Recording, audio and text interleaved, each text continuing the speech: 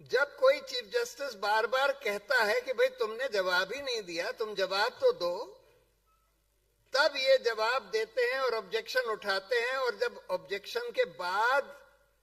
फिर से वरिष्ठ जजों का कोलिजियम यूनानिमसली उन नाम को रीइटरेट करता है कि नहीं भाई हम इसी जज को चाहते हैं, तब भी उसका अपॉइंटमेंट नोटिफाई नहीं करते। अब ऐसे में सुप्रीम कोर्ट को यह चाहिए था, दो विकल्प थे,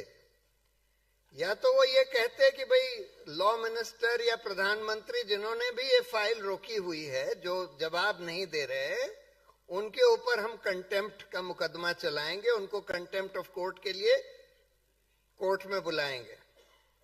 और या वो ये कहते, जैसे कि गवर्नर वाले केस में सुप्रीम कोर्ट ने पहले बोला था कि अगर 3 महीने में गवर्नर किसी कानून, स्टेट गवर्नमेंट ने कोई कानून बनाया है और गवर्नर उस पर अमल नहीं करता, तो ये मान लिया जाएगा कि उसके ऊपर अमल हो चुका है। अगर वो वापस भी नहीं भेजता, अमल भी नहीं करता, तो मान लिया जाएगा कि अमल हो चुका है। तो इन दोनों में से एक चीज करनी चाहिए थी, लेकिन उन्होंने ये नहीं किया और सरकार की मनमानी चलने दी, इस सरकार की, जिसकी वजह से उस तरह के निष्पक्ष, जैसे जस्टिस मुरलीधर, जिन्होंने दिल्ली हाईकोर्ट के जज के तहत ये बात पूछी कि भाई तुमने कपिल मिश्रा के ऊपर दिल्ली दंगों को उकसाने का एफआईआर क्यों नहीं किया, उनको तुरंत ट्रांसफर कर दिया गया, फिर उनको सुप्रीम कोर्ट नहीं लाया गया। उसमें कोलिजियम की भी गलती थी, कोलिजियम सरकार के दबाव में आ गया, लेकिन सरकार ने दबाव डाला कि भाई नहीं, इस जज को तो हम लोग नहीं रख सकते, किसी तरह से दिल्ली में भी नहीं रख सकते और सुप्रीम कोर्ट में तो बिल्कुल कतई नहीं आने दे सकते।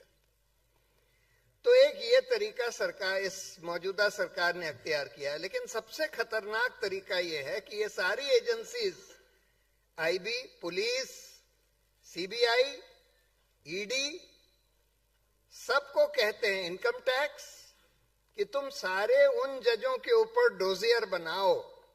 जो चीफ जस्टिस हैं या चीफ जस्टिस बनने वाले हैं, हाई कोर्ट के या सुप्रीम कोर्ट के, और उनमें अगर कोई भी कमजोरी